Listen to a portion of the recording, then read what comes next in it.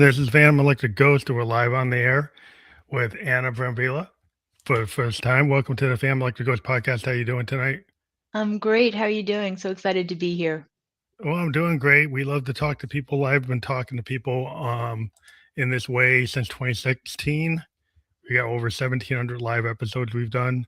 So we like to Incredible. just talk to people all over the world. You help founders reclaim their zone of genius, and Hmm. you're the CEO of Virtually Aligned. We do have your LinkedIn below and your web page for your podcast. You're a podcaster as well. Right now, we have a QR link to Podmatch, and that's how we got together here.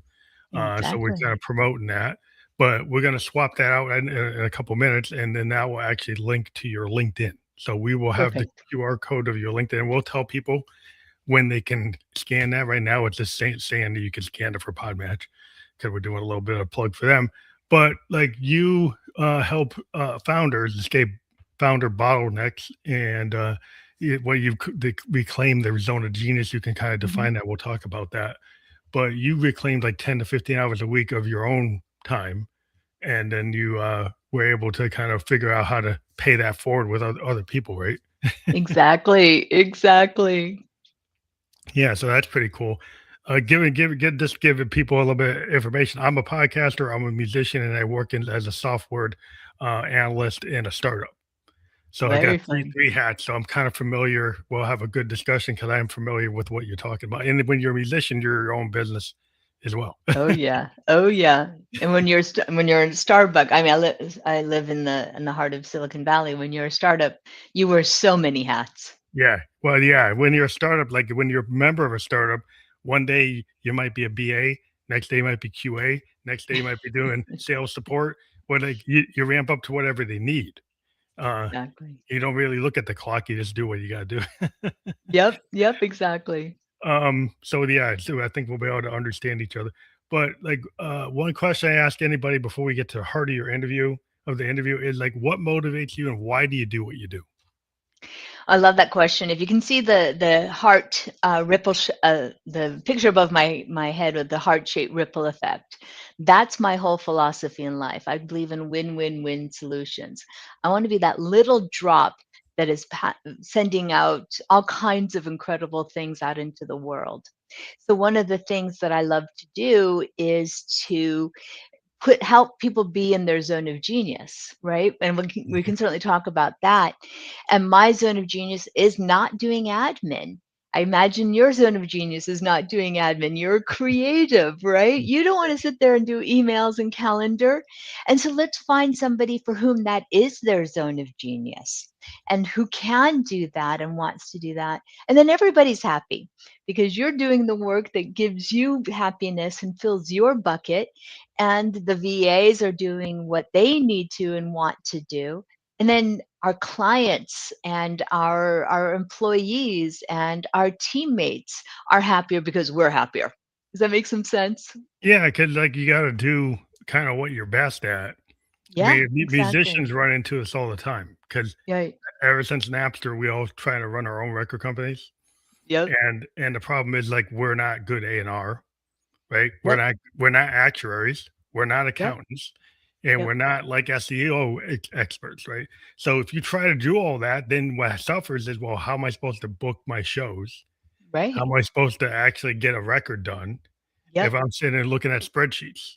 And I'm Yeah. not really that good at spreadsheets. If you know, well, I am actually, but most musicians Right. aren't. Right. Right. So yeah, there's like, well, maybe you shouldn't be doing that. Yeah. Well, and not only that, there's a difference between the things that you're good at and the things that you want to do. Right? I started my career many years ago as a financial analyst. I can do the heck out of a spreadsheet because my MBA is in finance.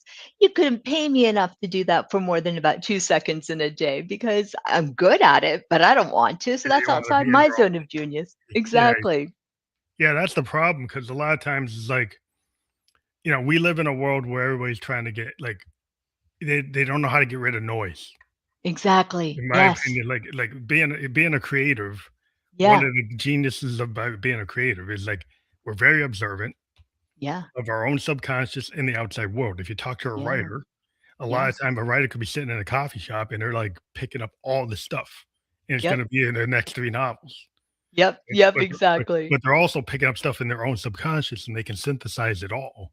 Yeah, But they're yeah, like, well, they're not the best promoter to get right, to the symposium to go and get the book signings. They need a manager. They need a booker. right, Like if they try to be exactly. that booker, they're probably gonna fail. Right. Well, and my personal experience too, I completely agree with that. My personal experience was I was doing more and more of the stuff that I hated, was taking me out of why I started my business in the first place. I was miserable. It was taking away from time from my family and my friends and my personal life. And it was ruining it, you know? Instead, I found somebody who wanted to do the admin, who was good at doing the admin. I got to do the things that I loved to do and was great at, and the whole world is a better place, right? So, Yeah, 'cause especially with AI now. I mean, yeah. because now we have virtual assistants. We also have, you actually Mhm. have bots, and you Mhm. have the ability to have like these agents, which are like Yeah. modern AI bots. Yeah. Go Yeah. and actually do tasks and workflows, and I can go into Mhm. all of that. But there's no reason with all this between giving it to a person Yeah. what you have is like what do you have these people that are fractional, like Mhm. Mhm. assistants, like your fractional HR, fractional Right. CFO, fractional Right. actuaries. You can go and get them to do whatever, or you could get the agent to do that. Yep. AI Yep. agent to do the same thing. But yeah, there's still a human element though. I mean, that's the kind of argument today.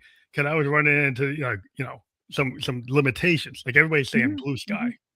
Mhm. Like Mhm. the AI can Mhm. do everything. You come to find out, well, if you have it auto generate your code, your Yeah. Amazon store might fail. Yep. Yep. So Yep. maybe it's not fully ready for prime time to fully get rid of everybody's job. Well, and I completely agree, and I hear that all the time, right? Oh, VAs, they're going the way of the dinosaur because everybody's going to use AI. Well, two things. I the AI the VAs that I help place and help people, founders and entrepreneurs find for their own businesses are not the task taking, if then that, the basic those VAs who are used to doing routine things over and over and over again are going to be replaced by AI. And it's Mhm. happening already. We're seeing already, some of those competitors, technically competitors, there's not really, but some of those VA companies are going out of business because AI can take over the routine Yeah, it's an automated unhappy path. tasks. The unhappy path you can't do. Exactly, exactly. Whereas with my team, we specialize in the higher level, the um, more advanced people who use have a brain and use it and really take what AI does. And to your point, if you just use AI to generate your code, good luck to you. You're never going to go far. It can help create the foundation, but Yeah, but you you need to and your know what that code does. I mean, it's kind of like exactly. I'm a child of the '70s, no COBOL up to what we do today. Yep. And Wow. a lot of Yeah. the kids today, like, they don't know COBOL. So, Right. like, if you try to go and have AI figure out the COBOL, it's gonna mess it up, right? Yep. Because it doesn't 100%. understand a lot of the intricacies of that system. They don't even teach it Yeah. anymore. Yeah. So Yeah. there's a whole generation of guys like me, we Yeah. still get pulled when a bank or insurance company has that stuff. And so, like, oh, the AI agent can do it. Like, no, it won't, because it Yeah. will Yeah. misinterpret Mhm. Y2K level stuff. It'll Yep. misinterpret, Social Yep. security system has a code and you think somebody's 150 years old. No, they're not. Yeah. Like Yep. you just don't understand what we did, right? Right. Right. Exactly. So Exactly the same we thing. did all Mhm. these little weird exceptions, Mhm. Mhm. and they're not logical. Yeah. If Yes. you don't understand that, like, well, then you're gonna try to make something logical that's not. Exactly. Exactly. So true. So true. But yeah, I think it's interesting because I think like when you're first an entrepreneur, you're probably trying to do everything Mhm. yourself, maybe Mhm. your LLC level, and then you Yep. start realizing you got to hire other people, you got to bring other minds in, Yeah. and Yeah. then once you Yeah. start getting past 10 people, Yeah. and then exponentially goes to 100, goes to 1,000, whatever, then you start Exactly. realizing like, oh, I don't know HR.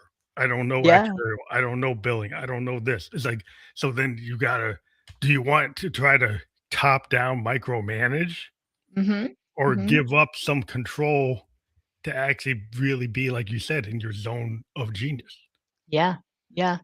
Well, I think you hit the it's exactly it, is and that's the people that I work with, those founders who are the bottleneck, who have until now done everything. And that's great. And when you're first starting out, terrific. You need to do everything, unless you've got a lot of cash lying around, in which case, great, good for you. But you very quickly need to find out what it is, A, that you're good at, like we talked about before, but B, what do you want to do? Yeah, And passion, focus on passion. those things. What are you passionate about, right?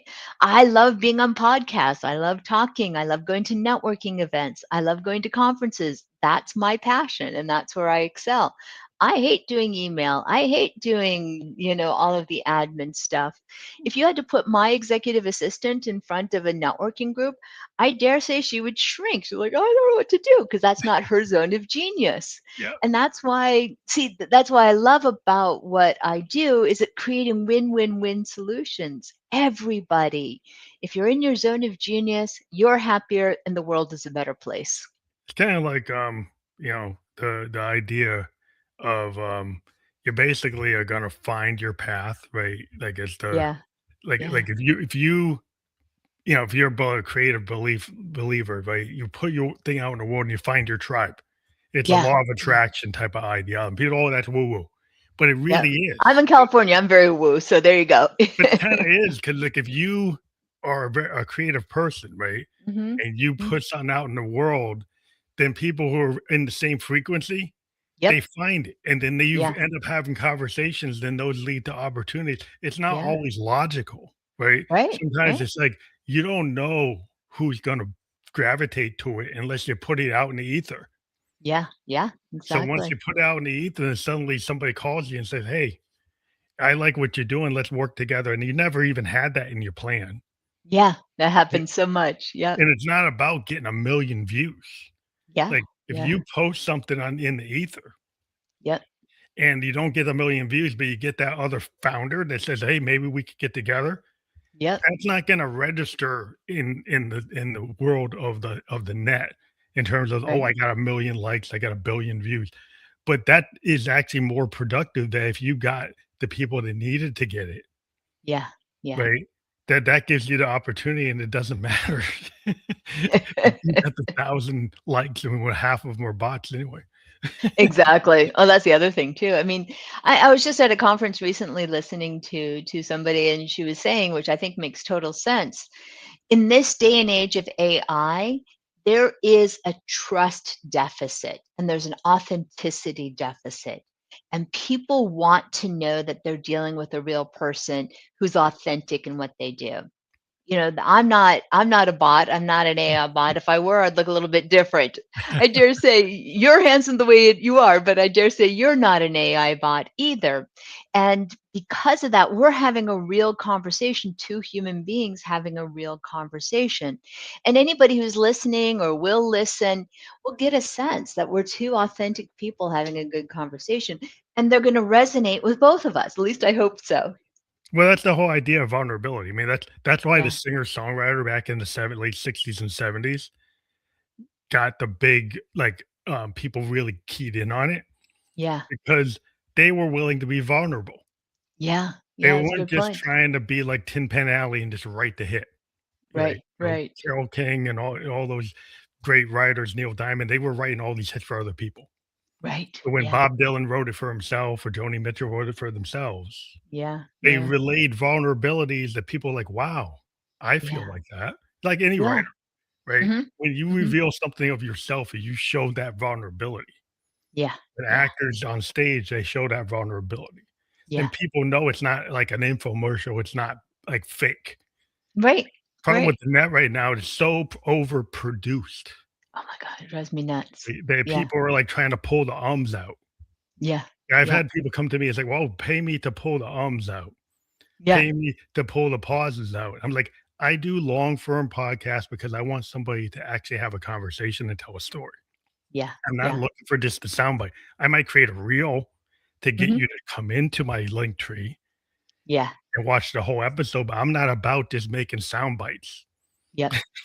Yep. I agree. I agree. Well, and I think nowadays we are so sick of sound bites, and we're so sick of snippets. People love hearing stories, and if you can tell it in a compelling way. Now, that being said, I don't encourage people to put half-hour long videos out there Yeah. unless it's really in depth. Because if I'm scrolling through and I see something's a half an hour, I'll be like, okay, I'll come back to that, and then I never do. Yeah, yeah. I mean, it's true. I mean, we have to kinda know, like, how to promote, like, we create the Yeah, reel.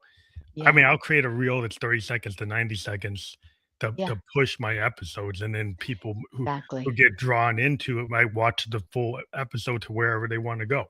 Um, exactly. but it's the idea is, like, I do provide, like, the longer form conversations, and people who have become used to what we've been doing since 2017, since 16, they come here because they know it's a safe place for people to talk. Yeah, yeah, And that's exactly. like when you create that space, and that's the whole vibe of what you're trying to do versus trying to be at the top of the algorithm. Mhm, mhm. And I think a lot of people are like, yeah, yeah, you're at the top of the algorithm, but what kind of conversion rate are you getting? That's a good point. And it's so ephemeral, right? What's gonna work today is not gonna work tomorrow, and yet you're still doing what worked today, and then you're wondering why you're not at the top of the algorithm tomorrow. Yeah, because conversion rate's the real bottom line to me. Like Yeah, who actually yeah, went and bought it?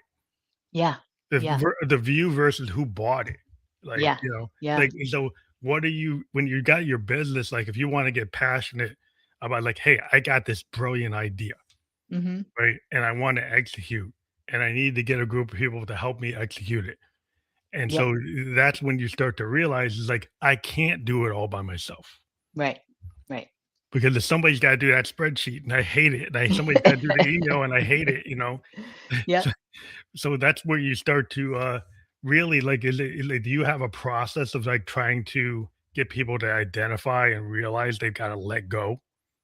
I do, and it's probably the hardest thing. That's probably the biggest. Well, there's 2 questions that I hear most or objections that I hear most often are, "I don't even know what to delegate, and I even if I knew what to delegate, I don't know how to delegate." And that's where my company, I think, really excels. I mean, we have other things that we do incredibly well too. We're wonderful matchmakers in helping you or our clients find the right person. But it's all around delegation, especially as the founder.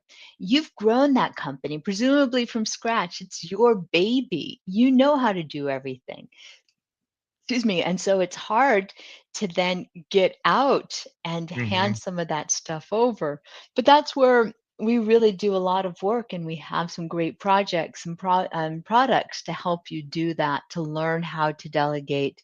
And we always say start small. There's no reason to hand over your entire book of business and your entire stuff to somebody else. Start small. Yeah, Find that 1 or 2 things that you absolutely hate to do, and then, we can help you from there. it's kind of like bite-sized chunks. It's like, Exactly. do you go Yeah. from 0 to 100? Do you have little wins? Exactly. Exactly. 'Cause Yep. I worked in Japan from 2004 to 2006, Oh, nice. and I was working for an American insurance company. They sent me there to the Japanese implementation of their brand. Oh, fun. And so I got there, and then the problem is we'd have these, our US business team and then the Mhm. Japanese business team. Yep. And I was living there for 2 years, so I got to be more culturally aware. Good. Then the US team didn't understand some social mores and Right. some of the concepts in Japan, like there's like 0 defect mindset or Mhm. Mhm. and so they Mhm. will look at every problem on a bug board, give it the Yeah. same priority. Yeah. Yeah. Right, and the US team will say, "Well, that's not really important to me." The Right. Japanese team says, "Yes, it is." Yeah. And they Yeah. would just argue that all week. Yep. Yep. And it's like, the difference in Japan is if you make a mistake on a statement to the client, they'll book a auditorium and then apologize to the customer, right? An American guy would say, "Well, that's the cost of doing business." Oh, yeah, just yeah. Yep, exactly, exactly. I lived in Italy. I've lived in France, but I've lived in Italy as well, and I married a man from Italy. And we were talking shortly after he arrived, and there was a mistake that was made. And he was coming up with all of these excuses that he was going to tell his client about, well, it was this excuse and this other excuse. I said, Americans don't want to hear that. Sorry, we made a mistake. This is how we're going to fix that. And so that was very hard for him at first. And then he got used to it. And then he had to train all of his Italian colleagues when they came over, and they're like, oh, all these excuses why it's not our fault. And it's those culturals are Yeah, so the culture. fascinating. Yeah, it's super important, and sometimes people Yeah. think it's like, well, my this culture overrides this other culture. Like, wait until you look at the sales, then Right. if Right. you don't, Exactly. you don't, if you don't Exactly. get it right. Uh, Right. but it's interesting because I think like there's an example where you're talking about like everything feels important. It's kind of like that QA board, Yeah. like Yeah. where you That's a go and great say point. everything's the high. Well, if Yep. everything's high, then what's the point in having the severity list? Yeah, Right? exactly. Because then I have no idea what you want me to prioritize because you're saying Right. everything's high. So what does that give me? Right, right, exactly. And then you get paralyzed. It's like, "Oh, screw it. I'm just gonna go home and, read a book." Yeah, because like you gotta point out, like at some point you have to figure out like what's the priority, what's a five, what's a one, Yeah, what's yeah, a 10, so what's true. a one. Like Yeah. does everybody understand what that means? Yeah, yeah, Right. So then exactly. you have to really do you even understand the role you're trying to give somebody? Right. Well, you brought up a good point. So a 1 to your mind might be, "Oh, this is number 1 priority. This is something I absolutely have to do."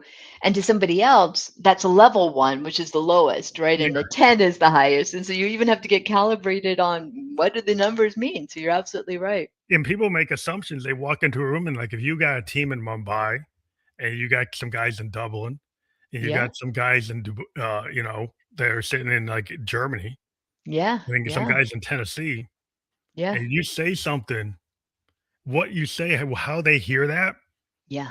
is very different. I'm a liberal arts major, so I was like really into language Uh-huh. and Yep. writing things and understanding like the impact of your words, Yep. right? Yep. And sometimes people in the STEM, they Yep. don't think that way. They're like, They "Oh, is don't this think that mix?" way. Oh, Yeah. he's like, "Oh, Yeah. yeah, that doesn't mean anything." It's like, "Well, I read poetry, I love philosophy, Camus, Sartre." Like, I Yeah. really think about it. Yep. You Yep. don't think about it, but then you make Yep. assumptions, and those assumptions are kinda burning you. Yeah. And then when you deal with that, you also have international and you have languages, right? Yeah. What's called false friends. So in Italian, so we say eventually, I'm eventually going to do such and such, right? In Italian, eventualmente, which is what it like, translates to, has a completely different meaning. It means Mhm. maybe, perhaps. So, if you're going to a customer and the customer says, I want to implement this feature, an American says eventually we'll do that. It's going to happen. It's not, you don't have a timeline, but it's going to happen. An Italian says eventualmente. The American thinks, okay, it's going to happen. The Italian's like, well, maybe we'll get to it, maybe we won't, and Wow, you yeah. got that It whole thing yeah, and too. then you're like, cross communicate, you're totally, like, not in the Exactly. same room. Like, and one of the things in Japan we got to understand is because the Japanese language is, like, very symbolic, like, you look at it's like Mm-hmm. it's like characters. Right, right. It's It's not like pictures. 20 Yeah. it's not 25 characters, it's like over 10,000 Chinese characters plus like 80 specific Japanese characters. Oh my And goodness. they can mean a lot from a Yeah. from a symbol can actually have a lot of meaning. So when you get a Yeah. Japanese document, it has less verbiage, but it has a lot of meaning. Yes. And you Yeah. don't know what it means, right? So what we Yeah. tended to do is we did a lot of visualizations of flow charts and workflows to get Yep. on the logic point. And that Yep. was everybody could get to the logic point. But Yep. if you gave them a Word doc in Japanese and a Word doc in English, they were arguing all week. It's like, what did that mean? Yep. If Yep. you did an Exactly. activity diagram with a use case, they could figure out what you were doing. Right. And it was Right. a communication tool because I was a liberal arts major. I said, well, how do we figure out that communication? Yeah. Yeah. And that's where, the STEM versus that is like you've got to come up with things that are kind of like critical thinking, like what's the problem? Yeah, yeah, And let's exactly. figure out different options to solve the problem, but not make the assumption that we know the answer. Yes, yes. That's the other thing we get into the habit of, well, I'm an expert in X and so I know best. Not necessarily. That you can still be wrong even if you're an expert. And it's really like the executive delegation, they you can accelerate your growth if you're not like like so hung up on owning Yeah. everything, right? Yeah. Let me give you an example, a recent example in my own team, if I might. So we've decided we needed to hire an expert in a particular field. We don't know anything about it. So I, as the founder, said, "Oh, we need this." So I could have gone out there and searched the web and found a bunch of people that I wanted to interview and set up the interviews and then ultimately choose the right person. Instead, what I did is I asked my executive assistant, her name is Belle, shout out to Belle, and I said, "Hey, Belle, can you, go research? Here's some resources of places I want you to look for this specific resource." And then what she did was she came up with a wonderful list with the name, the website, the phone number, email address, brief description. She handed it then to my fractional COO, who is going to be leading the search for that. He looked at that, chose the top 3 people that he wants us to interview, gave it back to Belle, and Belle is scheduling interviews for us right now. And should we choose somebody?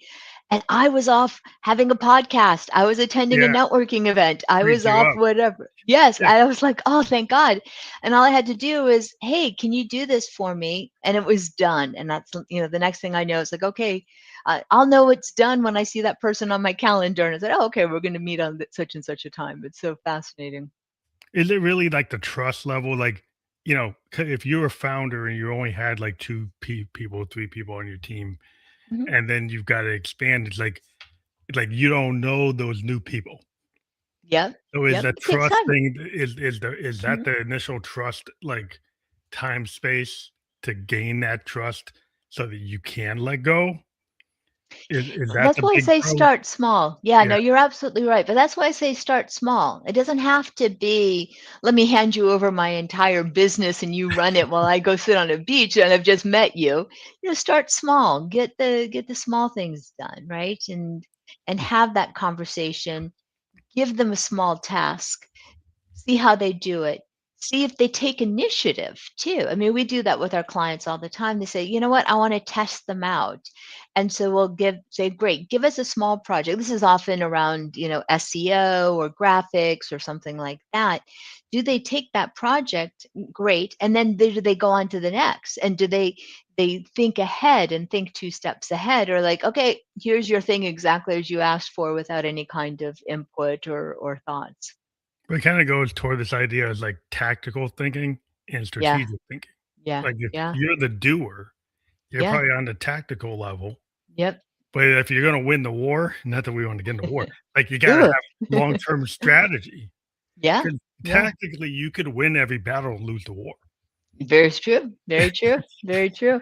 And as a founder, I only work with purpose-driven entrepreneurs. So the people that my clients all have a reason they got into their business, because that's crucial.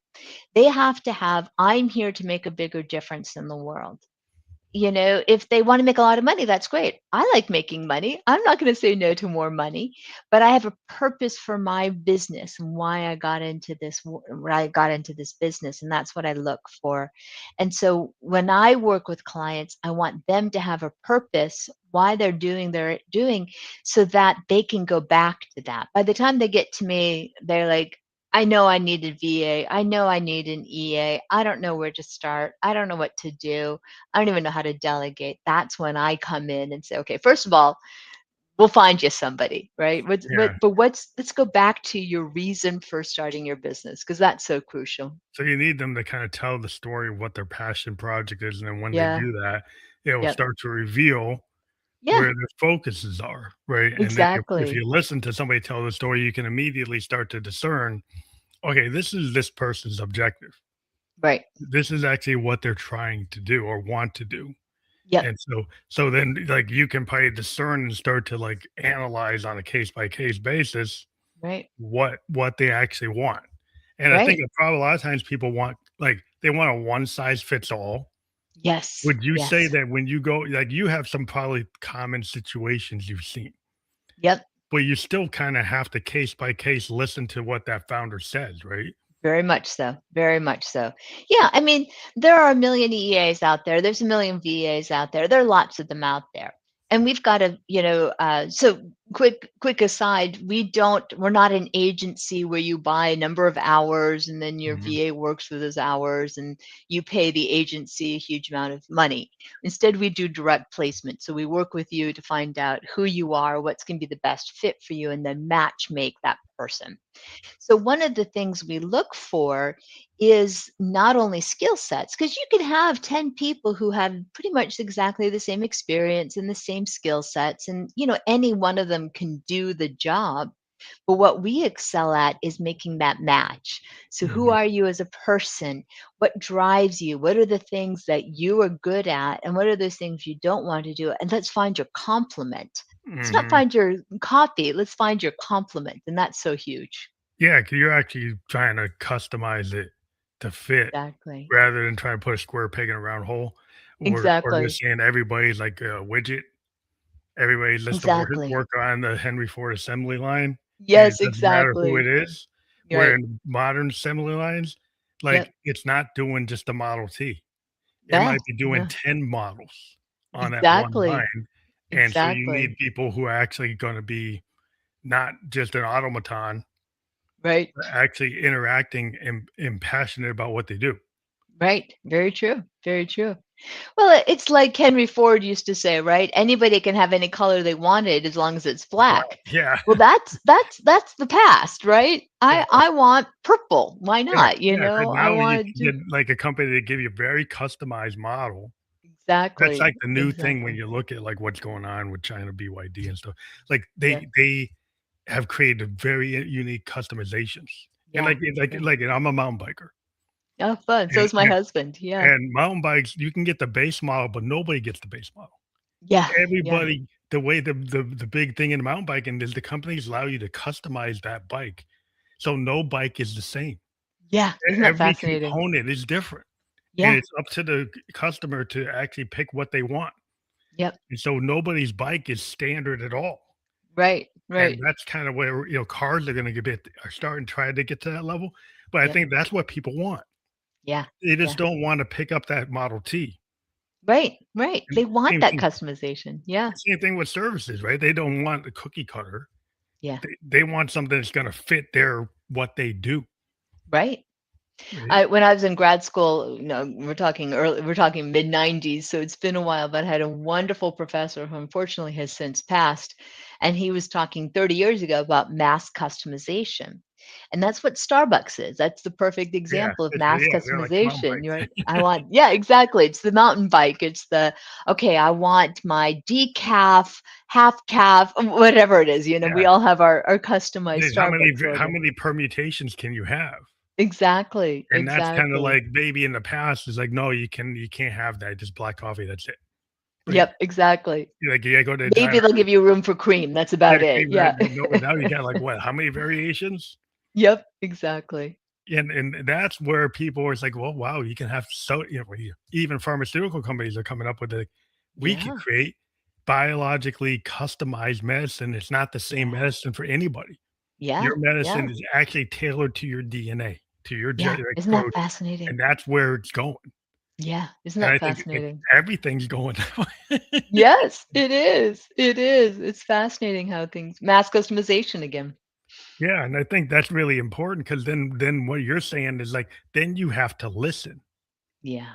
And I think sometimes people, now I'm a sociology major, but the idea is, like, people have a filter, Mhm, and when they mhm, hear something, they go to their filter, and then whatever they heard, it's a good mhm. idea sometimes to repeat back, Yeah. like, "What did you think I said?" Yes, yes, exactly, exactly. Because, like, we used to do a class, like, in criminology, Mm. and we'd actually have a mock crime done, Oh, and then we'd have fascinating. people say, "What did you see in the classroom?" Yep, Everybody yep, would write down what they thought they saw, yep. right? And who's the perpetrator, who's the victim? Right, What did they exactly. do? What did they say? And then we taped it. Uh-huh. And then you go back and see what people said they saw, what they Mhm. heard, Yeah. and then what actually occurred That's is so funny. wildly wild. And this is like, wow. Yeah. So that's That is why the so criminal funny. system has a problem.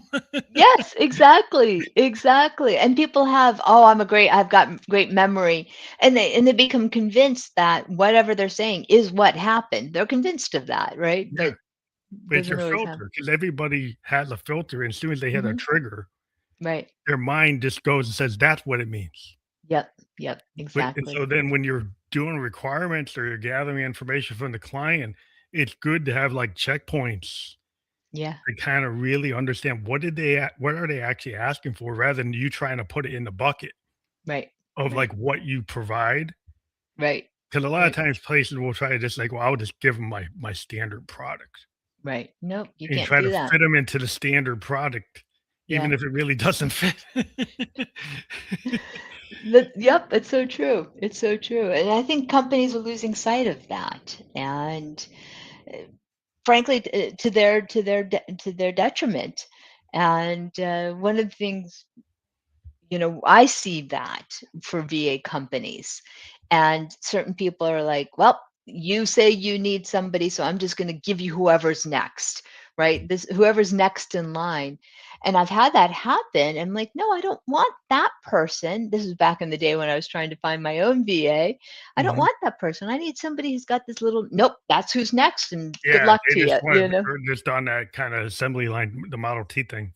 Exactly. Yeah, Exactly. and that's how people still wanna operate in a world where the customization's a reality, Yeah. and some people say, "Well, that's just Starbucks," Yeah. Yeah. and they don't Exactly. realize that maybe your model should actually follow that, but they say, "Well, that's Yes. coffee," right? Ah, too much. Just Yeah. because it's coffee doesn't mean doesn't relate to you. Well, tell me how many billions of dollars every year Starbucks is making. I think they're doing something right. Yeah, that's where, like, cross-pollination, like, as a musician, Yeah. like, we look at, like, genres, Yep. and you get, like, a blues guy who just wanna stay in his lane. Mhm. But then, like, maybe a Yeah. progressive rock guy, well, they might have a little classical, they might have a little Yeah. bebop, they might have a little Yeah. psychedelic. They're all over the place, Right. and they're Right. not staying in a lane, they're kinda cross-pollinating. Right. What I find Exactly. out in business is, like, when you cross-pollinate things and you experiment, Mhm. then you find, that was an unintended happy accident. Yep. Yep. So And true. the happy accidents tend to be the thing that really drives what you're doing. Not that you don't have a plan, Right. but you Right. should allow happy accidents to flourish Yeah. and be part of your, like, experimentation. Well, I mean, we've all heard that Thomas Edison quote, right? I didn't fail. I just learned a thousand ways that Do not to something. do things. Yeah, to do Yeah. things. Yeah, well, that's, in science and inventing and engineering, Yeah. we have our core concepts, and then we try to break things. Yes. Yes. And when we Exactly. break things, we find new things. Right. And so Right. that iterative kinda agile development Yeah. mindset rather than the waterfall. Yep. Yeah, Yep. everybody wants to run the waterfall, and then some people say that they're doing agile and they're still doing waterfall. Yep. Yep. It's You're like you're above my pay grade with some of that stuff. I know the terms, but I don't know but yeah, yes, I know what you're saying. yeah, it's like the 100-page document versus the waterfall is like a very you have to know everything you're gonna do. Right, right, Agile is iterative, right. Which which is the way means that it if you should don't be, know yeah. something today, you could learn it tomorrow, and you could kind of proof of concept and keep on making version 1, 2, 3.5, point 6, point 7. Exactly.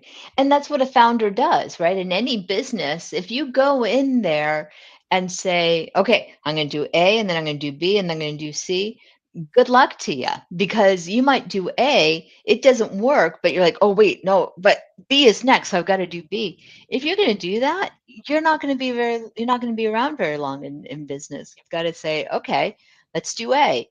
Maybe that worked, maybe that didn't. In marketing, they're always talking about A/B testing, right? Yeah. Sending two very similar or even very dissimilar messages, and one is clearly going to be better than the other. And how do using other things that are static that are saying the same. So it's fascinating.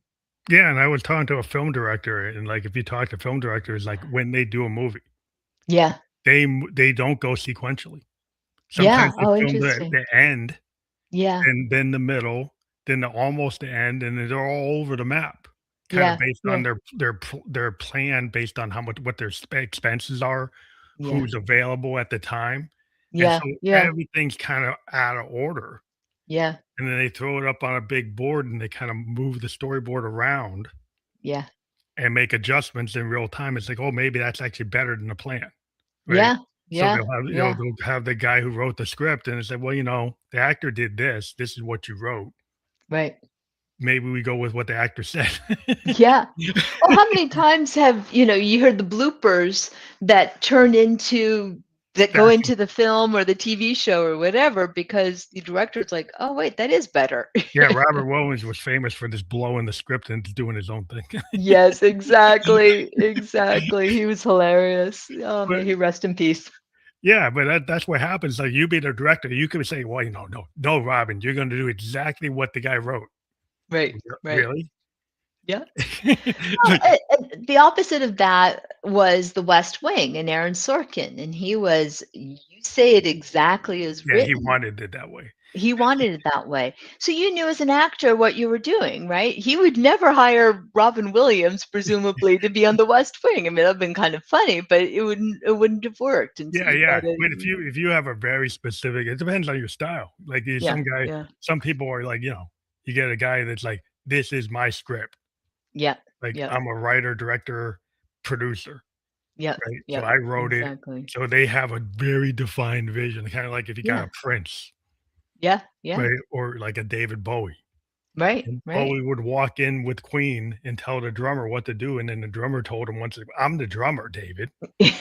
Like, you're not the singer, right? You're the Right, singer, you're not a drummer." But yeah, David said, "Well, I know what I want, though." yeah, yeah, So he would yeah, tell him, "It's like, I know you're the drummer, but I want you to go like this." yeah, yep. And so, sometimes like, "Oh, I guess he's telling me what to do." But that happens, like, the more you know what you want, the Yeah, less you're willing to let it go, yeah. and that kinda goes to this dynamic. Does that cause trouble with what you're trying to do? Well, okay, so David Bowie is a perfect example, right? Or any of those people. Prince is a perfect example. It's like, okay, I want you to do it exactly this way. And he'll find drummers who can do it exactly that way, and it matches Prince's or David Bowie's or whoever's vision of that. And that's fine. But at what cost? Could David Bowie or Prince or whoever, instead of making sure micromanaging the drummer to do exactly what they want, could they have taken that time and that energy and created their next masterpiece? Yeah. Maybe, maybe not, and that's always the question. Yeah, 'cause how much time are you taking to do that? Because that's where you're saying it frees up, like you're talking about the 10 to 15 hours. Right. And what percentage of time do you free yourself up? Because you're the bottleneck. That Yeah. ends up being the Yeah. problem. Like, Yeah. the founder becomes the bottleneck for the whole enterprise, Yep. right? So true. So true. And if you wanna expand, at some point, you're the choke point, right? Yep. So how the heck are you ever gonna expand if you don't get out of being the choke point? Exactly. Well, that's where a lot of people get to the point where they're like, I can't grow unless I suddenly, work 20 hours more or 40 hours more a week. At what cost? Some people are workaholics and they love it and that's great and good for them. But even then they're going to get the point where they can't grow Yeah, past a yeah, certain point because it's all through them. Instead, if you empower your team and allow them to do the things that they're good at and want to do, then you can go and you have that time back. I mean, my son, when I first hired my first VA, I guess he must have been about 9 or 10. I wanted to be with him. I yeah, wanted to hang out with him. I wanted to go on field trips while he still wanted me to, and that was fun. yeah. I couldn't do that if I was at the office. Yeah, that's when you start to value, like, what is your peace of mind versus, Mhm. like, your Mhm. success level, and, like, Yeah. this is where people have to make a like, that balance or work-life balance decision, Yeah. Yeah. because, like, there's this mindset, in the startup community in Silicon Valley and kinda in Yeah. AI kinda ideas, like, "Well, you work 160 hours," like, Yeah. it's like a Yeah. badge of honor, like, you Yeah. work the It's so whole week, silly. right? To me, it's like diminishing returns. So you think about, like, a programmer. I Very go much back to so. being a COBOL programmer. Yeah. If you back in 78, 82, 83, Yeah. you just sit in that cube for 8 hours straight saying, "I'm a badge of honor, I'm not even getting up. I'm just Yep. gonna sit in there and do it." Like, Yep. your code's full of bugs. So Yeah. your badge Yeah. of honor was that you sat there straight while Johnny was getting up and kinda walking around, going to the coffee, whatever, but his code Yep. has less defects Yeah. because he Yeah. didn't stress himself out. Exactly. and he Exactly. actually gave himself time to come back and look at it Yep. and not be so in the weeds. So Yep. just because somebody sits at their desk and the boss is, "Oh, he must be a great worker because he sat there 8 hours straight," that doesn't mean Yeah. that they actually did a good job. Right.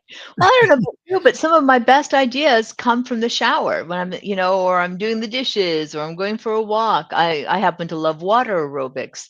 I have great ideas when I'm doing my water aerobics, right? I'm listening to the Take a teacher. walk in the I'm doing woods. I mean, I live in New Hampshire. right, So right, if I go and work, like, I got a stand-up desk and that goes up and down, and I do, right, like, 2 hours straight, and then I go and take a walk. right, Got right. my paddler with me, but I take a walk in the pines near the Merrimack Yeah. River, and Gorgeous. that Yeah. clears my mind, Yep. and it actually makes me think about something. They say, "Oh, I shoulda asked that question. I find Hmm. that compared to when I was, like, 24 and I thought I should just sit in that cube, Yeah. I'm way more efficient, I'm way faster, and I have a lot more peace of mind, and my Yeah. family likes me a lot better." Yes, indeed, indeed. Well, and I think we're seeing that bosses, hopefully, not all of them, are getting away with from that. I have to see you in your chair from 9 to 5, and or I used to hear stories of bosses that would purposely wait until 6 o'clock and then walk around the office and see who was still sitting in their chair, or drive, go into the parking lot and see whose cars Car's were in still the there, parking. yeah. And that's just the most ridiculous thing. Maybe you have somebody who's brilliant, who can do everything in 2 hours. Yeah, 'cause Wouldn't you rather have neurodivergence. them Yeah, I mean, 'cause the exactly. thing about there's a lot of people in all kinds of industry that are neurodivergent. Yes, exactly. Neurodivergent person is not gonna be able to just sit there straight, right? Nope, A lot of nope. times they're gonna have to get up, they're gonna have to do this, and if you just measure them by, Yeah. like, "Oh, I gotta see how many keystrokes they're doing." Like, I Ugh. gotta use my camera and check to see if they're at their desk. Yep, I would exactly. guarantee you that that person probably produces better work and Yep. maybe isn't at their desk as much as you want them to be. Right, But right. is that the real measure of your success, your enterprise success? Like, how Exactly. many hours somebody's sitting on the chair in their chair. Plus exactly. Plus that person who is neurodivergent, and I live in Silicon Valley, so everybody's either neurodivergent or has ADHD or is Yeah, on the spectrum, something like that. I mean, that's just part of Silicon Valley. That's the way it works. But that person, if you allow them to do what they want to do and what they're good at the time frame, they may not be sitting there at 3 o'clock on a Thursday afternoon, but they're going to be up at midnight because that's when yeah, yeah, the they might inspiration be like, strikes yeah, them. 'cause they work on Saturday morning, or Right. they're up at Exactly. midnight or 3 AM, but they're not at their desk at 2. Exactly. So, Exactly. my daughter's like, I mean, she's a graphic artist, and Mhm. she does Mhm. logo work, and, sometimes I see her, she's in her office, and she's, like, in there at, like, 3 AM, Yeah. and during Yeah. the day, she might be taking a nap. Yeah. Like, if Yeah. her boss was looking to see that she's there at, like, 4 PM, Yeah. and they would not get the fact that they got the logo, but she wasn't there working 9 to 5. Yes, exactly. Exactly. That's so true. That's so true. And that's where you get people who are just like, "Oh, it's 0, 1, it's black and white," Yeah. No. right? Versus, like, the world is on a spectrum, as you said. Well, I'm playing around with an idea, and it's not quite ready for prime time, but I'm really realizing that our superpower for everybody is being unmanageable. So I am unmanageable, and that's my superpower. And I chose to be an entrepreneur, and that's been great because, I'm not manageable sitting at a desk. But even people who are employees of companies, their superpower is doing the things that they love. And they may not be sitting at the desk at 3 o'clock on a Thursday because that's not what they're good at. And if you try and fit them and force them into that cage, you're not going to get the work. But if instead you empower them to do what they do when they do it, that's even better. So Yeah, anyway, that's we yeah, could go on for hours about that. yeah, because that's kinda like, the one of the pandemic benefits was that people were able to kind of work from home, and then Exactly. a lot of people, like, maybe they moved and they're sitting in Barbados, Yep, right? exactly. And then suddenly you tell them, "You gotta come back to Wisconsin." Yep. Good And luck I'm with like, that. "Well, I was already doing the job," and I'm like, "If he like, I guess that's not gonna work for you because 'cause I'm not coming back." Yes, exactly. Well, that's the other thing happened too. So true. But I think it's interesting, like, 'cause you wanna double your impact for, like, next year, and you're trying to figure out, like, a lot of people probably think of that as like, "Oh, that's a sequential algebraic Mhm, equation," mhm, and mhm. from our discussion, it might not be. Exactly, exactly. Well, like the movie director, right? They film it out of sequence, and then they can come back and put it together. Yeah, so a lot of times the people just gotta figure out, like, where is your room for efficiency? Yeah, yeah. Like, and really maybe it goes back to you being the bottleneck. Yes, Your that's the expansion first step. Yep, is exactly. not happening because you're saying everything, has to get approved, Exactly, and exactly. you won't delegate that approval, so you're So getting a true. choke point on what you can do because you Yep. gotta look at everything. Yep. Yep. Exactly. Well, I encourage people to, come to us, talk to us, have a conversation. We'd love to chat this through with you. And Yeah, yeah, so yeah, we've got your QR code up there, let everybody scan it, they'll go right to your please. LinkedIn, so I wanna thank you Great. for being on the show today, and, yeah, maybe we can chat in the future. I look forward to it. That'd be wonderful. Thank you Thank so you. much. Thank you.